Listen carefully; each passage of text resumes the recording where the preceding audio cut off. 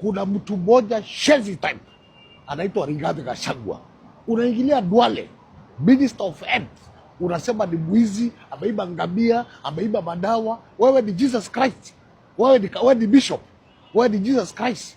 Wewe umekuwa DO, mahoteli umetoa wapi? Unasema kila mtu ni mwizi. Unasema president wa republic ni mwizi. Duale ameiba madawa, ameiba vitu vya defense, ameiba mabunduki, ameiba maguruneti, ameiba rocket launcher. Wewe ni Jesus Christ.